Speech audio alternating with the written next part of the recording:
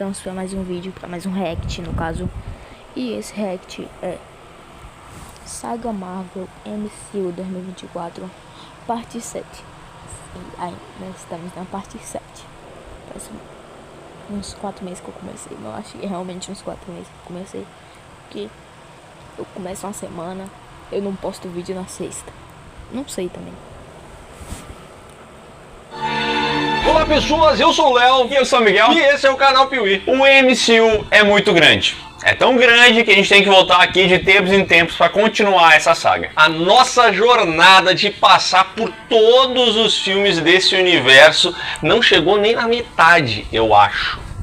Não chegou na metade. Estou cansado, Alfred. Enfim, são muitos filmes e hoje a gente vai ver aqui dois que foram muito importantes. Um deles que finalmente trouxe o Homem-Aranha para esse universo. E o outro que criou um monte de magias e um monte de artifícios que seriam usados nos maiores filmes do MCU. Então apague as luzes do seu quarto porque tá com...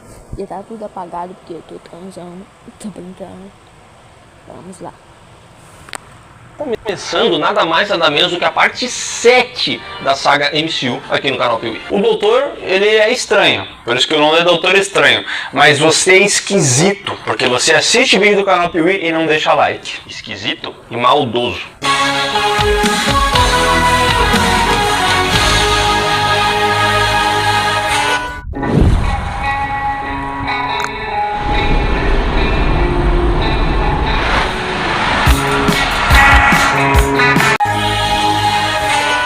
Recentemente tivemos o grande lançamento do ano, Deadpool e Wolverine. Um filme que tinha muita...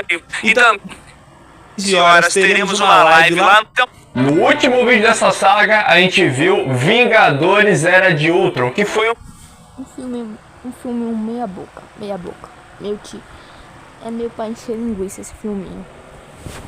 um grande balde de água morna. Assim, não foi fria também, não foi aquela coisa horrível, mas foi um filme assim meio borocochô pra quem tinha vindo ali do primeiro Vingadores, que foi muito bacana. E a gente também viu nessa parte da saga Homem-Formiga, que é um filme que apresenta um personagem muito pequeno, que curiosamente conseguiu fazer um dinheiro grande. Não gigante, tá? Grande. Quem você tá chamando de baixinho? Não é um dinheirão, né? Já que a Era de Ultron fez 1 bilhão. Mas realmente, né? E aqui a gente chegou no momento em que quase todo filme é muito importante para o que vem a seguir. E esses dois são exatamente um bom exemplo disso. Porque, como a Marvel foi trazendo novos personagens, sempre chega um momento em que ela precisa unir esses personagens. E aí você pensa assim, bom, agora vem mais um filme dos Vingadores. Falso. Não, porque nesse momento o MCU nos apresentaria um filme que, mais uma vez, reuniria muitos heróis, mas que não era dos Vingadores, e sim do Capitão América. Uma adaptação bem leve, na verdade, do... Era pra esse filme ser um Vingadores e não Capitão América Guerra Civil. O terceiro filme do Capitão América tem que ser outro. Porque esse daqui dava pra ser completamente um filme de Vingadores. O arco dos quadrinhos Guerra Civil, em que a gente vai ver como o Capitão América e o Homem de Ferro têm um desentendimento e acabam formando duas equipes que vão se encontrar em algum momento. E o grande chamariz desse filme, eu vou dizer, não era nem essa reunião toda, mas sim a apresentação de um novo personagem. Só que um personagem que é gigante. Ele mesmo, o Miranha. Eu pensava que era o Barão Zeno. Não, mas quem que ia se importar com a porra do Barão Zeno? Eu estou sendo muito idiota. Lançado em 2016 com a mesma equipe de Soldado Invernal, ou seja, com o roteiro de Christopher Marcos e Stephen McFeely e direção dos irmãos Russo, Capitão América, Guerra Civil. É curioso, né? Porque esse filme é Capitão América, Guerra Civil, mas ele não é só do Capitão América, né? Ele é de uma porrada de gente. Como deveria se chamar então? Sei lá, Vingador. Esse filme tem que ser Vingadores, não Capitão América. Eu vou repetir isso um bocado de vezes. Esse filme não é do Capitão América, é dos Vingadores. 2.5. Ou Vingadores tretaram. Mas ser um baita nome. A Guerra dos Vingadores. É ruim, o nome merda não tem. Bom, esse filme começa mostrando que os Vingadores da Série B, que é aquela equipe um pouquinho menor e tal, vai resolver uma treta na Nigéria e no meio dessa treta acaba acontecendo uma tragédia, porque a Wanda vai tentar proteger o Capitão América de uma explosão, ela joga o brother pra cima, se explode num prédio e uma galera morre. E a Wanda, que era heroína, pensava que ela era anti-heroína.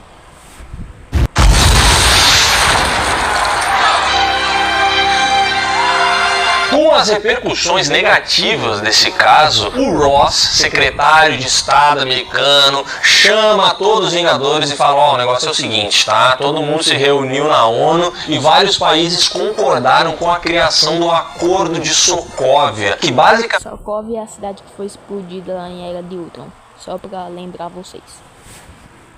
é um apanhado de regras de como deve funcionar a atuação dos heróis. E agora os Vingadores são meio que subordinados da ONU, entendeu? Eles precisam seguir essas regras. Eles não podem sair salvando um gato na árvore e explodindo um monte de coisa. Tem que pedir uma requisição. Ou então tem que ser um gato que joga raio laser pelos olhos. Aí eles estão mais liberados por aí. Mas mesmo assim eles têm que pedir uma requisição. Burocracia. É uma burocracia terrível. O nome dessa parada aí é Acordo de Sokovia. E Sokovia porque é aquela batalha que teve lá em Vingadores Era de Ultron. Nessa batalha, uma mãe acabou perdendo seu filho e abordou o Stark e comentou isso aí. Pô, meu filho morreu e tal. E ele fica abalado com isso. Então o Stark começa a querer aplicar essa ordem aí. Só que o Capitão... então foi o Capitão Burocracia. Que capitão? O Homem Burocracia que afetou, que criou essa porra dessa lei. Que bosta, Homem Burocracia. Capitão América, o Steve Rogers, ele acha que isso aí não é bom não. E enquanto eles ficam nessa discussão de assinar ou não assinar, uma coisa muito triste acontece. A Peggy Carter falece. Não! Mas pelo menos eu Personagem mais inútil de todas. consigo dançar com ela antes dela morrer. Ela já tava muito velha, caquete, que ela não conseguia dançar. Que mulher se tão cruel. É o que a gente vive, a covardia. Me esqueci o resto. É o que a gente vive. E chega o dia da assinatura do Tratado de Sokovia. Então tem vários líderes de vários países se reunindo e tal. Eles estão lá naquelas reuniões. E o tal do T'Chaka, ou Chaka, T'Chaka é o pai do T'Challa. que é o rei de Wakanda, ele tá lá falando, ó, nós temos que assinar isso aí, porque é muito perigoso. Meu país estava aqui, ó, sem se expor muito, mas depois do que aconteceu na Nigéria, a gente tá aqui para dizer que tem que ser assinado esse tratado. Wakanda tem muito orgulho em estender a mão em paz. Porém, acontece um atentado terrorista, uma bomba simplesmente explode o local onde essa galera tá, e o T'Chaka O T'Chaka morreu. Não, T'Chaka, não, T'Chaka, não. acaba falecendo ali. A partir desse momento, o pessoal começa a procurar quem ocasionou essa situação. E algumas câmeras revelam que foi ele mesmo, Bucky Barnes, o soldado invernal. E aí o T'Challa, que é o filho do T'Chaka e o sucessor ali do trono de Wakanda, decide então que ele vai assumir o manto de... Um negócio muito triste que esse era um puto de um ator. O cara era um ator muito bom e que infelizmente acabou falecendo em 2020 de decorrência de um câncer. As melhores pessoas é as que partem primeiro e as piores é as que partem mais demorado. Pantera Negra vai liderar o Wakanda e vai se vingar pela morte do pai dele. Ele vai capturar Bucky Barnes. A força-tarefa vai decidir quem vai capturar o Barnes. Não se preocupe, senhorita Romanoff. Vou matá-lo com as minhas mãos. Só que o Capitão América, que é um corno do... Minhas mãos. Só que o Capitão América, que é um corno do caramba, que acabou de ter uma treta com o Bucky Barnes lá no filme Soldado Invernal, acha que o cara é inocente. Ah, porque ele salvou a vida do capitão, o cara não teria salvado se ele fosse ruim, terrorista assim, então ele vai trocar uma ideia com o malandro. Ele chega lá e fala, foi tu que fez? O cara falou, ó, não sei, não vi, não sei o que aconteceu. Só que antes que eles possam conversar um pouquinho mais, quem é que aparece lá? T'Challa.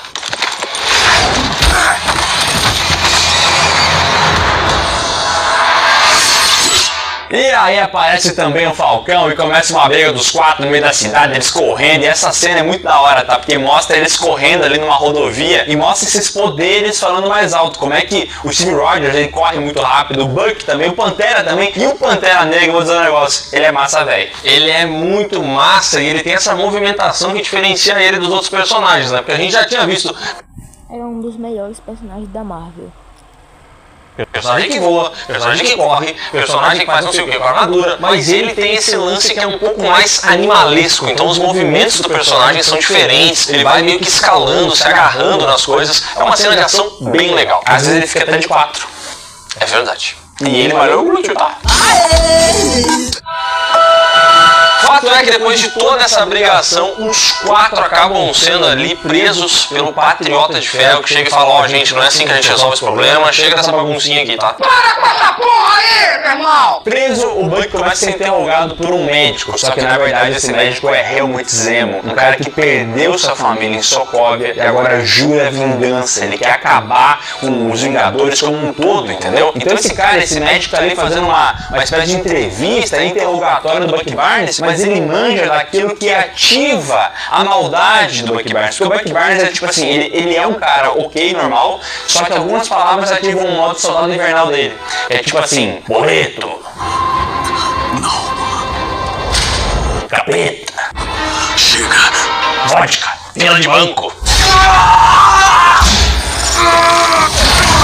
E aí, mano, quando ele escuta essas palavras, ele fica doido, entendeu? Sai sentando a mão em todo mundo, quer quebrar as coisas, e aí o Steve Rogers ficava lá trocando uma ideia com o Tony Stark pra ver se assinava ou não assinava. Ele tava quase pendendo a assinar, entendeu? Quase que ele chega pro Tony Stark e fala assim, pois é, mano, você tem razão.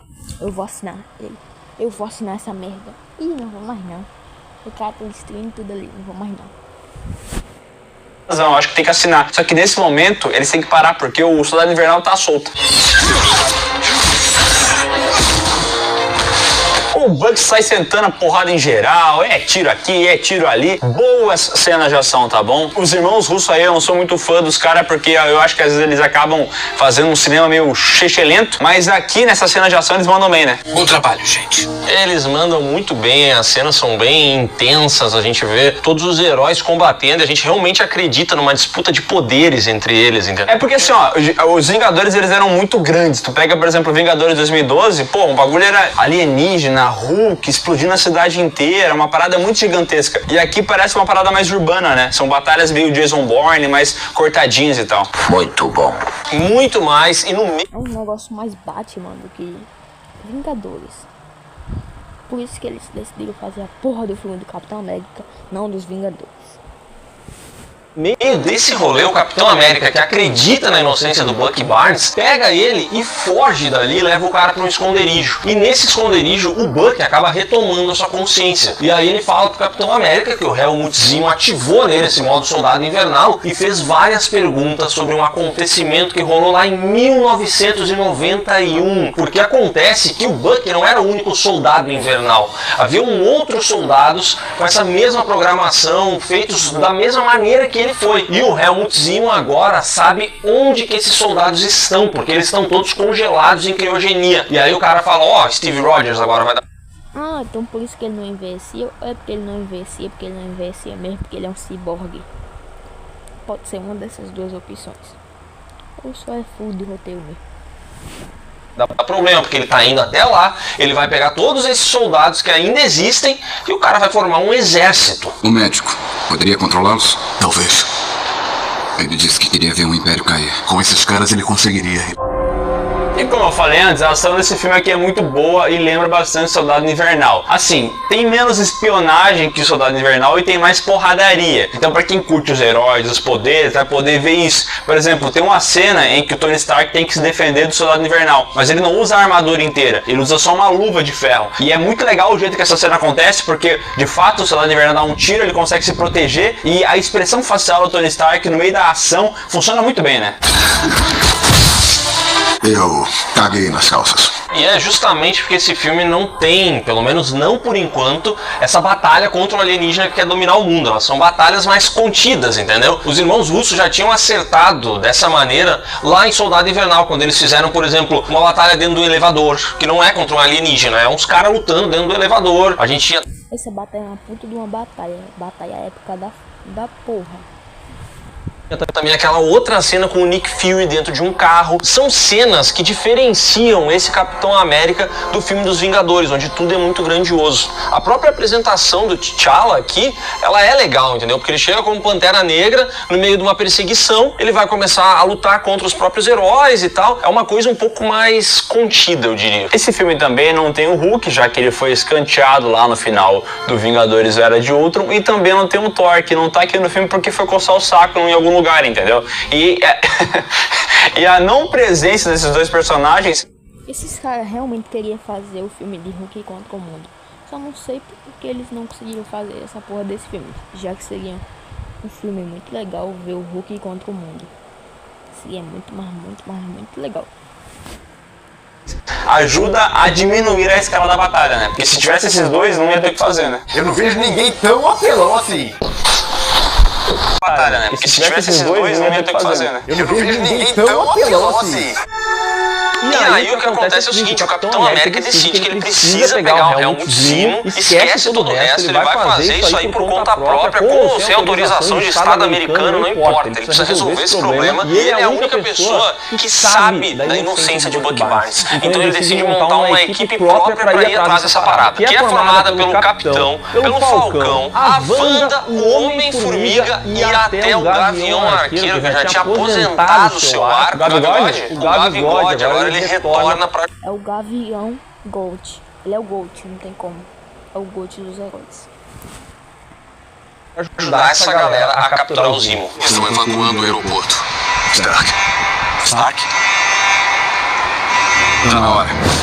Mas o Tony Stark precisa impedir essa galera. E quem é que ele reúne pra isso? Exatamente o Patriota de Ferro, a Viúva Negra, o Pantera Negra, o Visão e o recém-recrutado Peter Parker.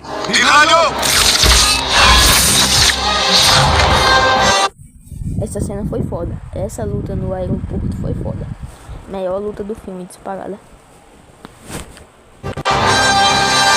Aí, meu irmão, o cinema veio abaixo, a nerdaiada ficou louca.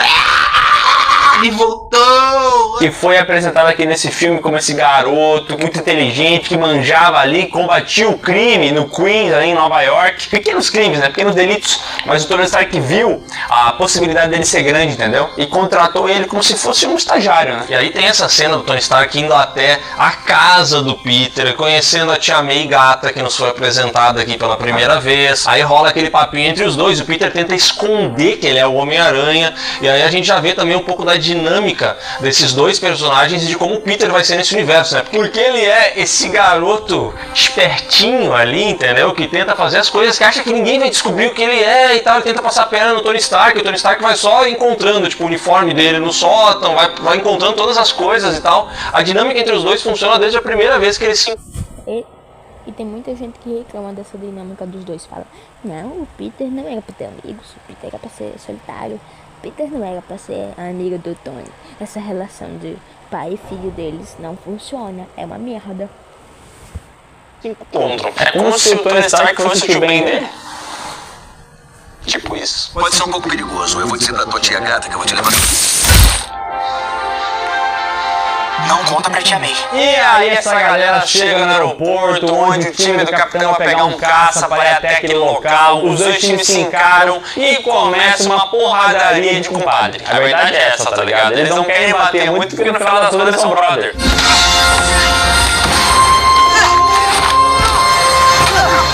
Ainda somos amigos, né? Depende da força do seu golpe. Mas essa porradaria de compadre nos reserva ótimos momentos, como a apresentação do Homem-Aranha, porque até aqui a gente tinha visto o Peter Parker. E aí quando começa essa batalha, quando os dois times se alinham, a gente tem aquele momento muito memorável, que é o Homem-Aranha roubando o escudo do Capitão América. Uma excelente apresentação do herói, e aí na sequência vai começar essa luta, que também vai ter outros momentos muito memoráveis, como o Homem-Formiga ficando gigante e começando a brincar de jogar o Falcão de um lado pro outro. Falcão não. Máquina de combate. Homem-Formiga que tá parecendo um psicopata, isso sim. Boas cenas aqui, mas claro que tem um detalhezinho aqui ou ali que pode incomodar as pessoas, especialmente o Homem-Aranha, que é um boneco, né? Vamos combinar, esse Homem-Aranha que é um bonecaço, cara, meu Deus do céu. As cenas dele são muito legais, porque ele briga com o Falcão, ele briga com o Soldado Invernal, e ele mostra que, tipo assim, ele é um gurizinho pequenininho, mas ele é mais forte que os dois, tá ligado? Então, essa parada dos poderes, como cada personagem vai usando os poderes, é muito bacana. Mas se você gosta de ficar reparando em efeito especial, você pode se incomodar. E quem disse que isso é problema meu? Vou dizer uma coisa, tá? Eu também não sou um entusiasta dos irmãos russos, mas eu acho que eles mandam bem demais aqui. Eu acho que eles conseguem valorizar alguns momentos importantes. Então a forma como eles filmam a primeira aparição do Homem-Aranha, eu acho ela bem edificante, bem memorável. Entendo que eles pegaram esse filme, que é tipo Vingadores 2.0, e eles conseguiram apresentar dois novos personagens e foram muito felizes nisso. Porque tanto o Pantera Negra quanto o Homem-Aranha funcionam. O Pantera Negra foi o melhor personagem apresentado nesse filme. Disparado. Bem aqui. E essa batalha é importante para isso. A dinâmica do Homem-Aranha com outros heróis é muito importante, porque o Pantera Negra foi apresentado e ele é legal, mas vamos combinar que o Homem-Aranha é muito maior. Ele era o personagem que realmente gerava muita expectativa nas pessoas. E aqui a gente vê o humor dele sendo diferente também do que a gente já tinha visto com o Tobey Maguire e com o Andrew Garfield. Aqui é um pouco mais inocente, né? Ele faz umas brincadeiras ali meio de nerd, uma hora ele tá ali querendo derrubar o Homem-Formiga que tá gigante, e ele fala, vou fazer Star Wars, vou fazer Star Wars Império Contra-Ataca, daí ele pega e amarra a perna do bichão. Então são boas referências e mostra que ele tem esse estilo de fazer piadinha também. Ele tem uma personalidade diferente do que a gente já tinha visto. Outro ponto que mostra isso é o fato dele ser fã daqueles heróis, né? Então às vezes ele chega, tipo assim, rouba o escudo do Capitão América, mas ele fica, pô, sou teu fã, cara, que da hora, pô, que pena que a gente tá aqui em lados separados, mas depois a gente pode conversar melhor e tal. Então ele tem esse lance da inocência que é muito legal. É, eu tenho que admitir, é incrível. Eu não sei se você já esteve numa luta antes, mas geralmente não se fala tanto. O Falcão. Para de ser tagarela, seu filho da puta. Beleza, foi mal então. Agora, um ponto muito negativo desse filme e que já virou um padrão aqui nos filmes do MCU é o vilão, né? Como sempre, o vilão, dane-se, né? É um Zemo, aparece aqui, aparece de vez em quando. Os únicos vilões bons que apresentou até agora foi o Loki, o Bucky. Eu não sei nem quanto como um vilão. E acho que só. Todos os outros são merda. E o Ultron é bom também. O Ultron aí, deixa eu ver. Sei. E só. E também teve Caveira Vermelha do primeiro filme do Capitão América. Só esses de bom. Quando ali, mas eles nunca conseguem desenvolver tão bem assim os vilões desses filmes. Aí eu discordo.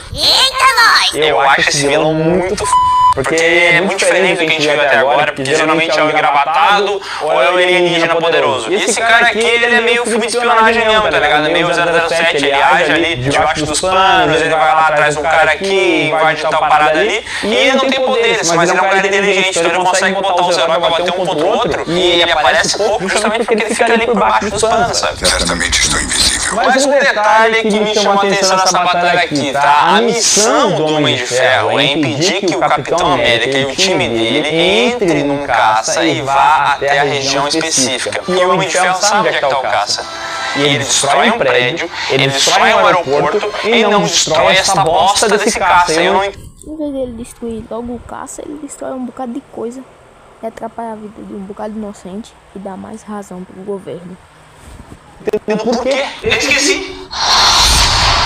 E aí, no meio desse rolê, a Viúva Negra, que sempre viu essa bondade de Steve Rogers, né? Porque o Steve Rogers, ele é muito coxinha, ele nunca vai fazer algo mal, entendeu? E a Viúva Negra, no meio do caminho, fala assim, quer saber, eu vou ajudar essa galera a cumprir a missão deles. Então ela acaba facilitando a fuga do Capitão e do Bucky Barnes, e eles fogem justamente nessa aeronave que o Tony Stark podia ter destruído. Animal! Burrão! No meio dessa fuga, o Visão acaba jogando um raio tentando paralisar o Falcão que está lá voando. Só que esse tiro acaba pegando no nosso querido Patriota de Ferro, que cai lá de cima, ele é um rojão, um tijolo no chão, quase morre, e o nosso querido Tony Stark fica abalado com isso aí.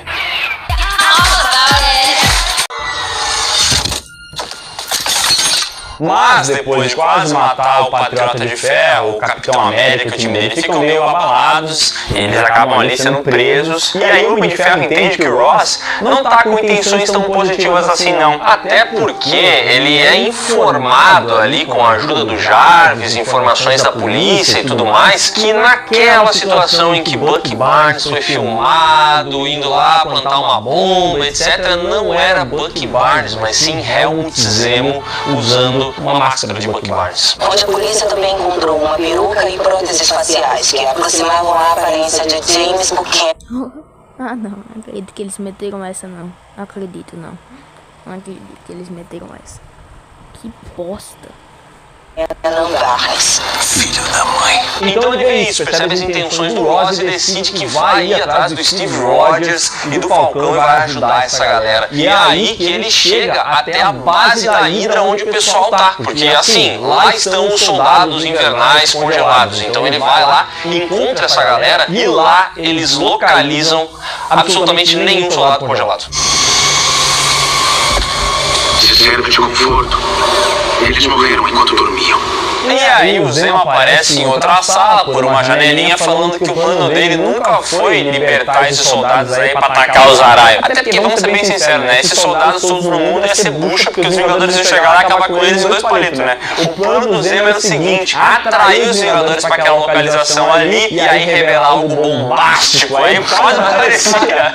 Os caras não. O plano dos caras é só levar ele pra um canto e vamos revelar algumas coisas pra ele. Que plano de merda. Um programa, tipo, do João Kleber. Cara, isso aqui é João Kleber. Eles chegam no local, ah, meu Deus, cadê os soldados e tal? Aí do nada liga uma luzinha aqui do lado, pum, e o Zemo numa janela assim, olá, Vingadores, vamos jogar um jogo. Eu gosto, o Léo aparentemente não gosta, e o que ele revela é o seguinte, tá? Quem matou os pais do Homem de Ferro lá em 1900 e bolinha foi nada mais, nada menos que Bucky Barnes. Caralho. Mas aí ele tá sendo controlado, né? Mas aí o Tony vai ficar, puta, vai querer matar o Bucky, vai querer matar todo mundo, vai ter uma puta de uma briga.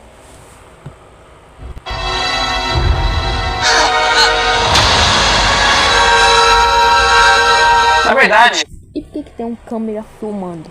Por que tem uma pessoa filmando ali? Soldado Invernal, né? É o que o Steve Rogers tenta argumentar, porque ele tava ali mexido e tal. As palavras é balalá, cacau rebaixado, isso aí deixa o cara doido, entendeu? E ele teve que matar os pais do Tony Stark, porque era um plano da Hydra. Só que assim, quando o Tony Stark vê o videozinho da mãe dele morrendo pelas mãos do aquele brother que tá ali do ladinho dele, o que ele faz?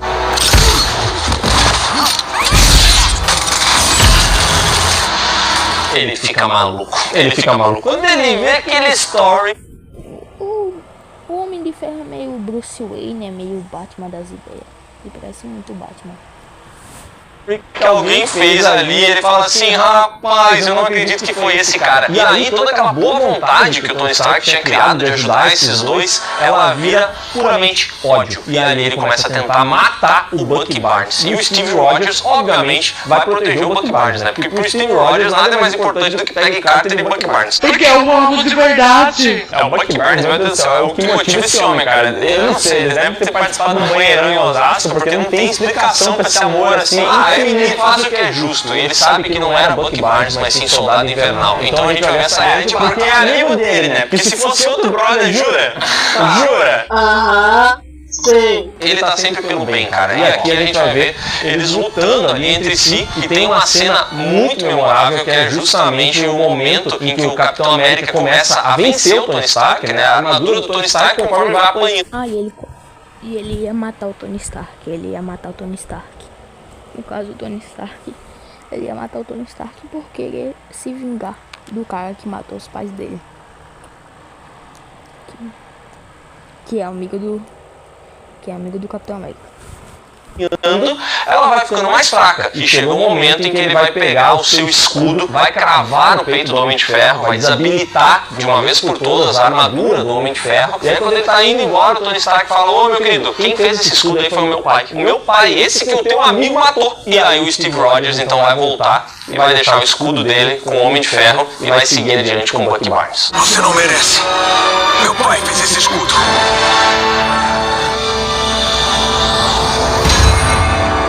Essa cena aqui tem bons momentos, inclusive tem referências a você que ama os quadrinhos. Tem uma hora que o Tony Stark vai jogar o poderzinho dele lá dos raios da mão e o Steve Rogers vai defender com um escudo. Essa cena é muito foda a cena mais bonita do filme. Que era a capa do Arco Guerra Civil. Você olha e fala assim: barra diferente, incrível. No fim das contas, os Vingadores terminam com esse racha. Porém, o Tony Stark, após algum tempo, recebe uma carta do Steve Rogers. O Steve Rogers falando ali: ô, vamos trocar uma ideia, quem sabe a gente não é amigo e tal. E aí se inicia ali um movimento de reaproximação dos Vingadores. O Tony Stark vai pegar, vai libertar os outros heróis que estavam presos. O Ross havia detido eles por conta da brigação maluca que eles fizeram. Já o Bucky Barnes, entendendo que ele não consegue se controlar, que uma hora ele vai sair na rua, vai ver um carro rebaixado e vai ficar maluco, ele decide voltar para sua hibernação e ele vai fazer isso em Wakanda. O cara tem... mas porque lá é isolado de tudo, né?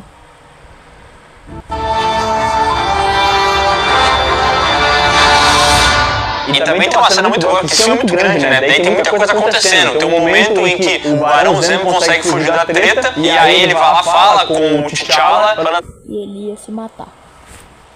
assim, eu tava querendo me vingar e tal. E o T'Challa perdeu o pai dele pelas mãos do Barão Zemo. E aí tem esse momento do Pantera Negra falar: olha, a vingança nunca é plena, mata a alma e envenena. E aí o Barão Zemo tenta se matar e o Pantera Negra que impede ele de fazer isso. Eu gosto dessa cena, tá? Show de bola. Um vilãozinho melhor do que os outros, mas também é meia boca. Os vivos não acabaram com você. Os vivos não acabaram com você ainda. Capitão América Guerra Civil custou 250 milhões e faturou 1,1 bilhão. Fez grande, mas foi bem nas críticas. Muito melhor do que Homem-Formiga, diga-se de passagem. E também ali na opinião do público. Claro que na época que esse filme foi lançado teve algumas críticas porque ele está adaptando Guerra Civil dos quadrinhos, mas não é o Guerra Civil dos quadrinhos, né? São 5 heróis contra 5 heróis. É a Guerra Civil dos quadrinhos, que é bem uns 20 contra 20, 100 contra 100. Não, é uma história totalmente diferente. Talvez ele tenha pegado ali o básico do básico, que é uma rixa entre heróis, mas a partir daí as coisas se dão de uma forma diferente. Ainda assim, eu acho o filme muito divertido e eu acho Muito bom. 9 de 10. que ele é muito feliz ao introduzir o Homem-Aranha e o Pantera Negra nesse universo. Os dois personagens, você consegue lembrar deles no filme, eles têm bons momentos. Acho que também foi um acerto ter tirado o Hulk e o Thor, que nem o Miguel falou. Vamos diminuir um pouco algumas coisas que a gente já tinha para poder trazer esses novos nomes. Então, para mim, é um saldo muito positivo esse Capitão América Guerra Civil. Ótimo filme. Ótimo filme. Nem todo personagem da Marvel recebeu um filme solo. Até porque quando você vai pra galeria de personagens, tem, olha, muito personagem, mas muito personagem Olha isso, olha o tanto de herói que tem. mesmo. E entre eles tinha o tal do Doutor Estranho, que é esse personagem bem interessante, que teve quadrinhos e arcos muito bons, só que não viu o ar da graça nas telonas. Mas o pessoal tentou, tá? Durante os anos 80, 90, 2000, sempre se falava de um filme do Doutor Estranho, como é que seria, quem que ia ser o ator e tal, mas nunca saía. Que tristeza. E muita gente tentou, porque o Doutor Estranho, ele tinha algo estranho que atraía as pessoas, entendeu? Então todo mundo queria fazer uma adaptação desse personagem. personagem. Mas foi só lá em 2013, quando o MCU já estava bem consolidado, que foi aprovada a produção de um longa do Doutor Estranho. E um dos diretores que estava sendo cotado para esse projeto era o Scott Derrickson, conhecido por filmes de horror como O Exorcismo de Emily Rose e A Entidade. E esse cidadão queria muito, mas muito fazer uma adaptação de Doutor Estranho. E para conseguir sair na frente de outros nomes, ele produziu ali do próprio bolso um storyboard, animou ele, fez uma parada de 90 minutos para poder mostrar para o estúdio qual era a visão que ele tinha de um longa do Doutor Estranho. E vou dizer uma coisa, o esforço do homem valeu a pena, porque de fato, depois de mostrar o que ele imaginava para esse filme, ele foi escolhido para dirigir o longa do Doutor Estranho. A Marvel pegou o que ele fez, botou no lixo, contratou um roteirista merda e seguiu um outro trabalho. Exatamente. Lançado em 2016 com o roteiro de Scott Derrickson e C. Robert Cargill de A Entidade e Telefone Preto e John... A Entidade que é um filminho bonzinho, meia boca. E tem um ator que morreu, de It 2. Space de Duna e Duna 2 com direção de Scott Derrickson. Doutor Estranho começa com Cassilius, um cara muito maldoso, muito ameaçador, com a sua trupe invadindo um templo no Nepal e tacando No Nepal. os araios. E é muito curioso porque ele vai até uma biblioteca em busca de cultura, provavelmente. Ele mata o bibliotecário, o livro é mais forte que a espada, né? Ele encontra um livro muito importante e rouba apenas algumas páginas daquele livro. Aparentemente ele queria cultura, porém nem tanto. Um pouquinho já basta para ser feliz. E uma espécie de líder daquele templo até tenta impedir eles. Essa líder é a Anciã. Ela começa a batalhar com Cassilius e os homens dele e leva Anciã, que é uma puta de uma personagem boa.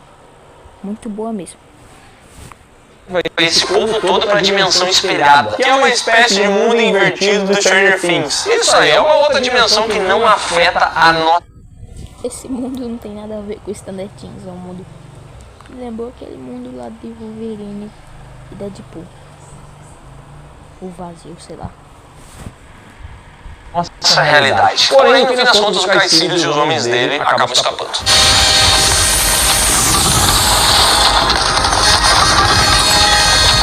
Enquanto isso, em Nova York, o renomado cirurgião Dr. Strange, ou Stephen Strange, está lá curtindo a vida dele. O nome dele é Steven Estranho. Sendo muito ele é praticamente o Dr. House, tá ligado? Porque ele chega assim, se a pessoa está morrendo, coloque 5mg de Mixolina, coloque sei lá o que na Vasetim, bota na Vasetim, ele fala do bagulho ali, ele mexe na cabecinha e ele resolve os problemas. Doutor Hollywood. Só que ele é um cara arrogante, prepotente. Só que ele é um cara arrogante, prepotente. O ego dele tá aqui em cima. Ele é praticamente o Tony Stark da medicina. Você sabe com quem você tá falando? E a colega dele, a Christine, percebe que o Strange é tão especial, ele poderia salvar tantas vidas, que ela gostaria que ele fosse atender, inclusive, tipo, plantão, sabe? Que ele permitisse que o trabalho dele chegasse a mais pessoas. Só que esse cara é tão arrogante, mas tão arrogante, que ele só quer saber de atender celebridades, trabalhos importantes, coisas que vão gerar mais e mais renome pra ele. A única coisa que tem é dinheiro. E um certo dia ele tá andando na sua Lamborghini, recebendo ligações, os caras falam, chegou aqui o youtuber, não, o youtuber não atende. Chegou aqui o ator da Globo, ator da Globo não atende. E tem um cara aqui da NBA. É o Michael Jordan que tá me ligando, vou fazer cirurgia com ele. Então acho que esse cara aqui é o cara atender. E no meio dessas ligações ele vai fazer uma ultrapassagem, ele olha pro celular enquanto faz uma ultrapassagem e bate o carro. Mas é um animal também, né? Quem que faz isso? Se for usar o celular no carro, não faça enquanto ultrapassa. Mas Nem use celular no carro quando o carro estiver ligado. Mas o o resto dá pra usar. Não fala assim, pois isso é crime.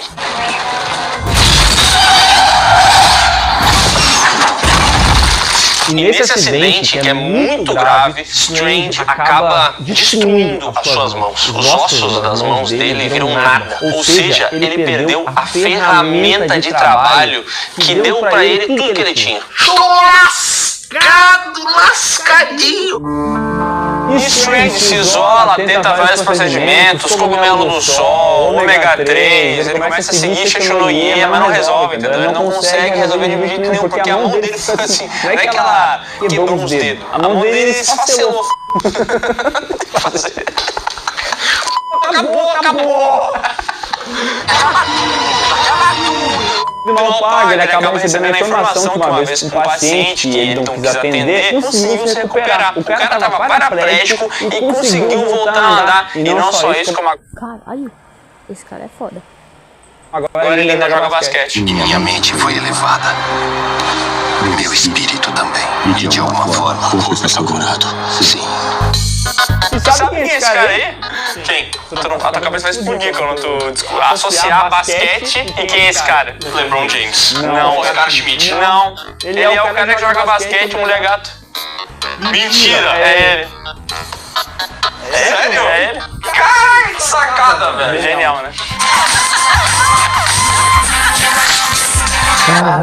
O cidadão explica pra ele que ele conseguiu isso não porque ele encontrou a cura pro seu corpo, mas sim para a sua mente. E sabe onde ele procurou isso? No Nepal, em um local chamado Kamartash. No meu pau. Idiota. O Strange, então, decide que ele vai ir até o Nepal em busca do tal Kamartash. Só que ele chega lá e começa a perguntar para as pessoas e ninguém sabe onde fica esse local, entendeu? Ninguém faz ideia do que é essa parada. E aí, em determinado momento, o Strange é atacado por ladrões de um beco. E aí ele acaba sendo resgatado pelo Mordo, que o leva até o Kamartash. Mordo, que é o cara do Kamartash. E o apresenta a Ância. E aí a Ância fala pra ele: atira da sua careca. Mas é uma puta de uma atora. Uma puta de uma atora e uma puta de uma personagem. A Tilda Swinton careca diz pra ele que o que ela faz é convencer a sua mente de que o corpo está saudável. E a partir desse momento tudo funciona. A fé remove montanhas, né? E ele, ouvindo isso, pensa: balela. Papinho golpista. Meu irmão, pelo amor de Deus, isso é um golpe, caramba! E aí ele fala: mas isso aqui é balela, nada a ver isso aí, eu sou um cara da ciência. E ela dá um tapinha no peito dele que faz com que ele saia do próprio corpo, como se fosse a alma. Aquele soco do Homem-Aranha, então veio daí. Alma dele, o espírito dele se desconectando do corpo. E quando ele volta, ele fala: caraca, o que é isso? E pra completar, ela ainda mete o dedo na cabecinha dele e faz ele dar uma viagem muito doida por sei lá o que é aquilo ali. Abra seu olho.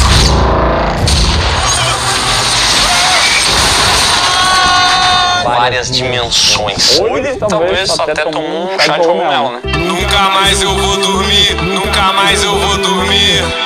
Não, ele viaja por várias dimensões e quando ele volta, ele pensa assim: cara, me ensina isso, por favor. E a Ância começa a ficar meio resistente, ela não quer, o cara é muito arrogante, entendeu? Só que depois de um tempo ela acaba aceitando Stephen Strange na sua escola para magos deficientes. Ele vai pra escola dos magos deficientes. Deixe aqui fora.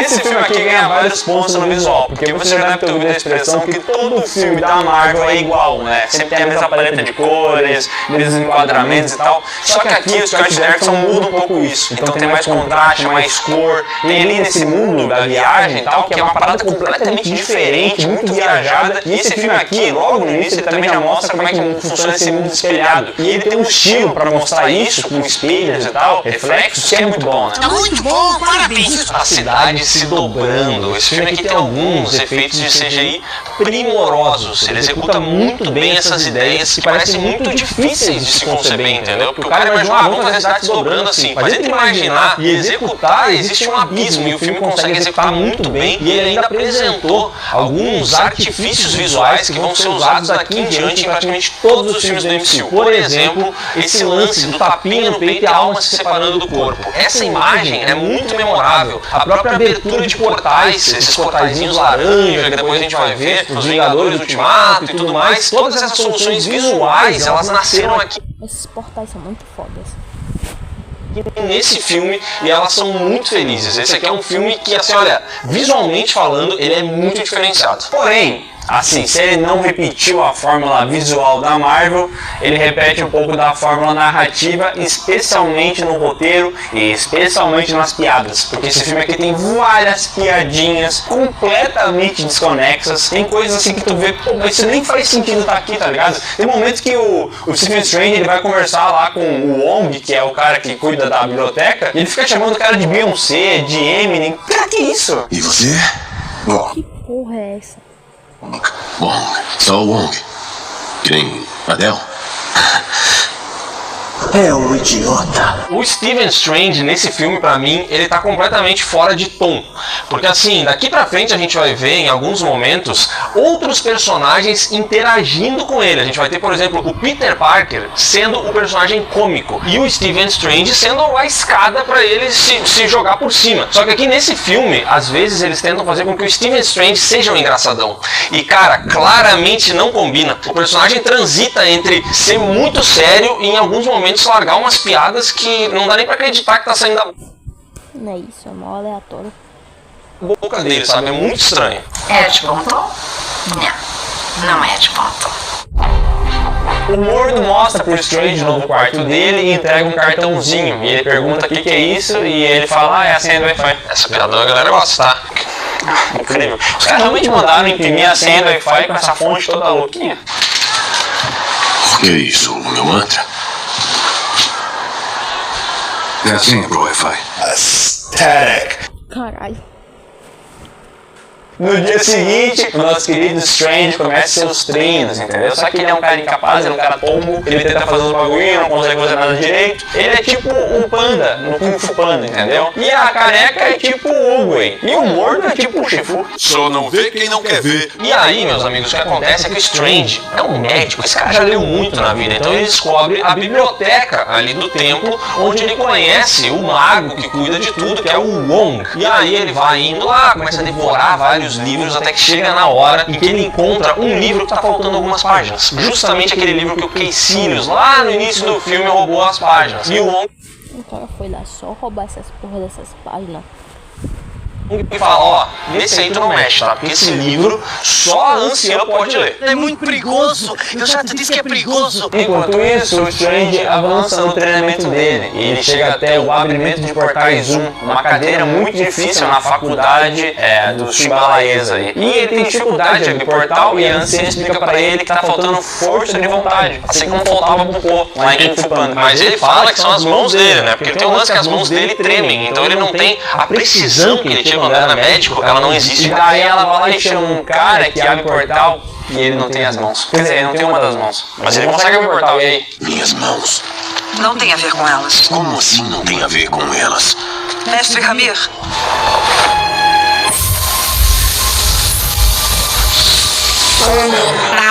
E eu acho brabíssima essa lição que ela dá de chamar o cara sem mão pra abrir o portal. E na sequência ela faz mais. Ela diz assim, quer saber? Agora tu vai aprender. Ela abre um portal, joga o Stephen Strange no topo do Everest, fecha o portal e fala assim, bom, agora tu dá teus pulos aí. Morre aí. É o equivalente a um Ela, fica aí até você abrir essa porra.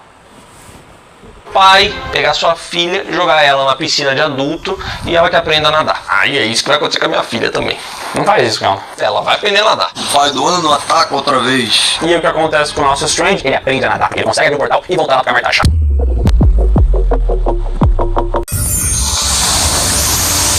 O cara voltou. O cara aprendeu a abrir essa porra de portal. O cara é foda.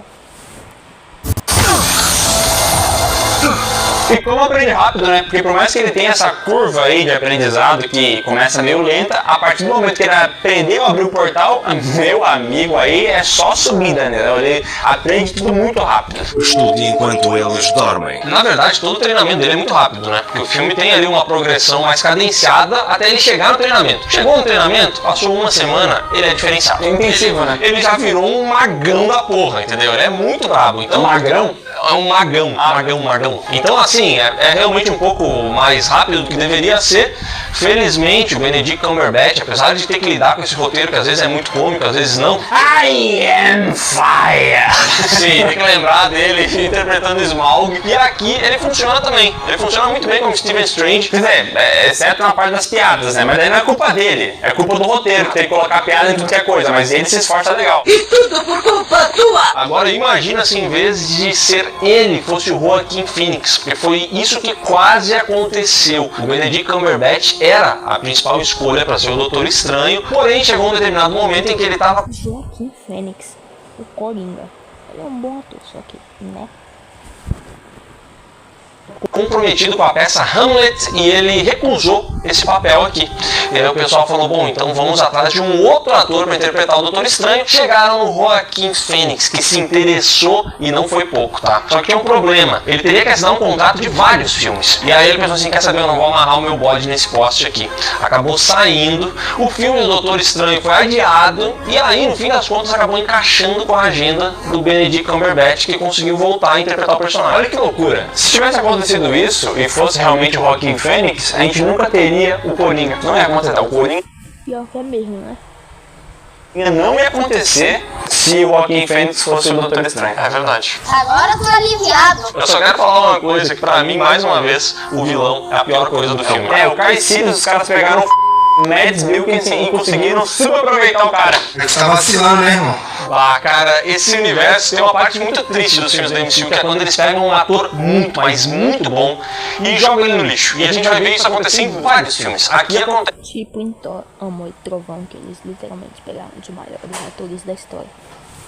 Acontece com o Mads Mikkelsen, na minha visão, um ator melhor do que o Cumberbatch, inclusive. Sim. Os dois são excelentes, mas eu gosto mais até do Mads Mikkelsen, que aqui ele tá em um dos piores papéis de vilões desse universo. É que não tem, ele tá naquela jornada dele de fazer maldade, mas aí tu não entende o que ele quer da vida, porque que ele pensa assim, não tem nada, é só maldade. No fim dessa saga a gente vai ter que fazer uma tier list de melhores e piores vilões do universo da MCU, porque essa daí eu acho que ela dá pano pra manga. Boa, hein? Eu quero espalhar maldade. Strange vai tomando gosto pelo aprendizado, mas ele também começa a fazer coisas que ele não deveria. Tem um tal olho do Ajinomoto lá que ele encontra, que ele Olho de Agamotto. não poderia pegar. Isso aí é só da anciã. Mas o que esse maluco faz?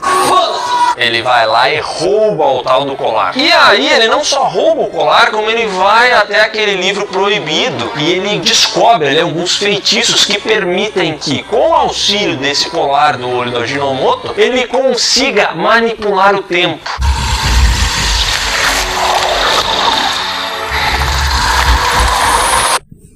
Então o olho de Agamotto tem a joia do tempo.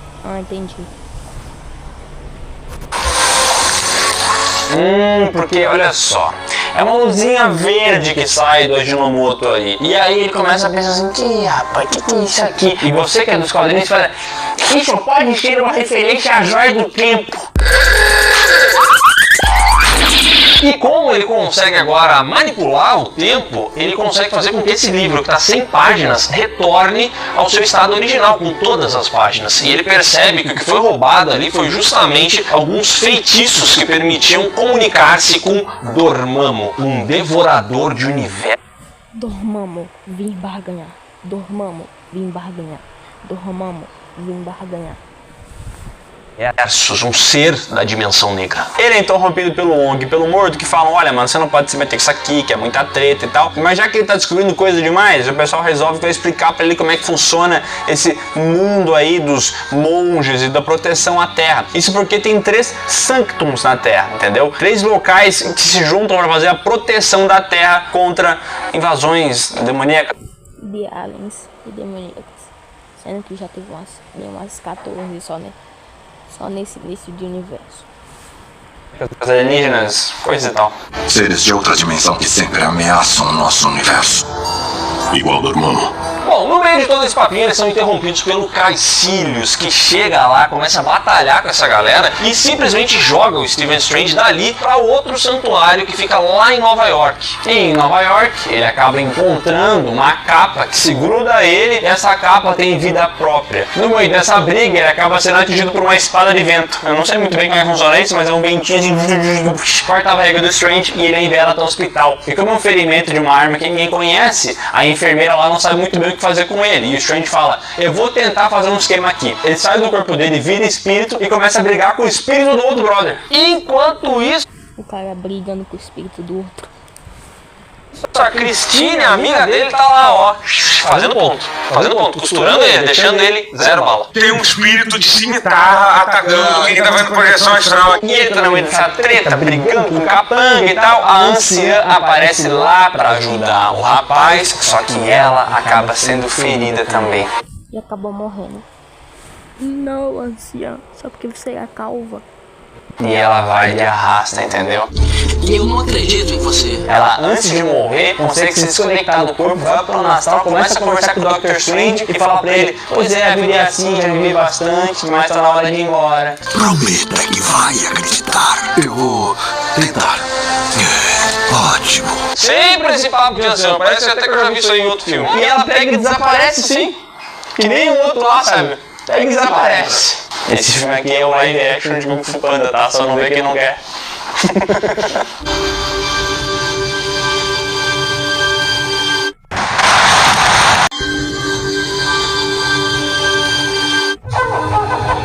Stephen Strange, que acaba voltando pro seu corpo, consegue se recuperar, vai até o Sanctum de novo, inicia uma nova batalha junto com o Wong e o Mo, só que agora eles estão em Hong Kong. Só que agora eles não estão no Sanctum de Nova York, mas sim de Hong Kong. E quando eles chegam lá, tá tudo destruído. Aí o Stephen Strange usa o olho de Ajinomoto O filme se passa em 2017.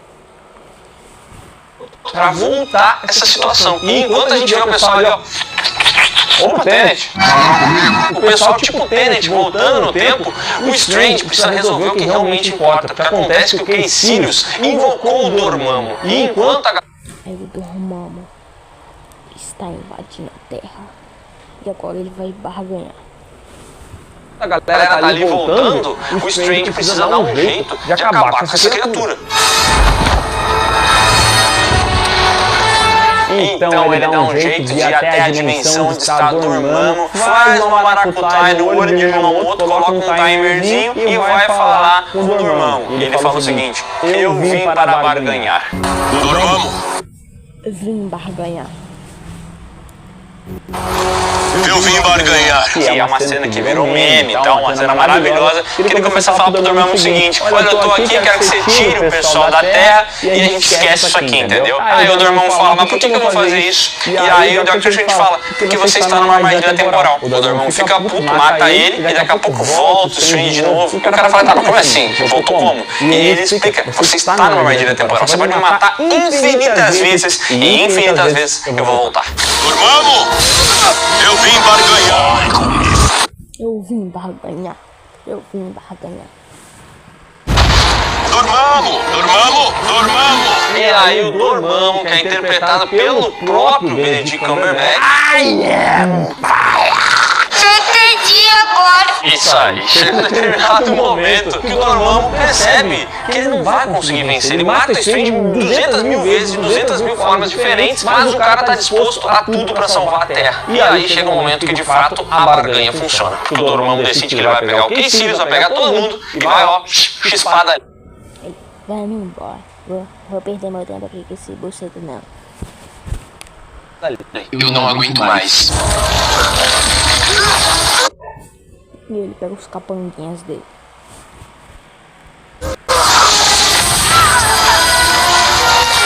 O que o Caecilius queria? Eu entendi que tinha um lance de família, entendeu? A família dele tinha sido sequestrada, ele tinha que ajudar o Dormammu, senão ele não ia conseguir ver o pessoal de volta e tal. Mas assim, é tão bunda Nossa, como é bunda esse Caecilius, né? E ninguém se importa com você. Esse vilão é tão ruim que ele nem é o vilão mesmo. O vilão, no fim das contas, é o Dormammu, a batalha com o Dormammu. O Caecilius é o famoso capanga de luxo. Eu adoro essa cena final aqui, tanto o diálogo com o Dormammu quanto a lógica da batalha. Porque quando eles chegam na cidade, a cidade está toda destruída. Então o trabalho dele no tempo é de reconstruir a cidade. Geralmente, em Vingadores, qualquer filme de herói, o processo é gradativo. A cidade começa inteira e vai se deteriorando. Aqui é o contrário. Isso é muito interessante, bem criativo. Bom, depois de negociar ali, Dormammu vai embora, Stephen Strange decide que ele vai devolver o olho de Ajinomoto, que aquele olho é muito poderoso, melhor deixar guardadinho, e ele virou também o Dragão Guerreiro, não tem um negócio desse? Ele não virou o Dragão Guerreiro, mas agora ele de fato é o grande mago. Ele é o grande mago. Ele é o rei dos magos. Entendeu? Ele é um mago guerreiro agora. E bem no finalzinho, tem uma cena pós-créditos onde mostra o Thor indo conversar com o Dr. Strange lá no centro de Nova York e fala o seguinte: olha, o Odin desapareceu, tá? E aí dá a entender que no próximo filme, ou numa próxima parte dessa franquia, o Doutor Estranho vai ajudar o Thor. Se eu for atrás e encontrar Odin, todos retornam para Asgard de imediato. Assim, de imediato. Gostei. Doutor Estranho teve um orçamento de 165 milhões e faturou 677. Não chegou perto de Vingadores Guerra Civil, mas foi um bom arrecadamento. Fez uma boa grana, assim, claro, tá longe de Guerra Civil e tal, mas você tem que parar pra pensar que é tipo o Doutor Estranho, entendeu? A maior parte das pessoas nem conhece esse personagem e mesmo assim a Marvel consegue levar gente pro cinema. As críticas foram positivas, assim, não é uma produção gigantesca, mas o pessoal percebeu que esse filme aqui é bem executado e consegue mudar uma coisinha ou outra da Fórmula Marvel. É mais um acerto, né? Esse aqui era um tempo onde a Marvel acertava muito, mesmo quando não era assim, nossa, 100%, ainda assim o saldo era positivo como é nesse filme. A gente teve o Doutor Estranho sendo apresentado, mais um herói legal. Olha só, em 2 filmes a gente teve vários novos personagens interessantes nascendo. Então eles conseguiam aqui construir esse grupo de heróis que ia se formando cada vez mais. E esse filme visualmente é muito, muito, muito bom. Muito lindo também.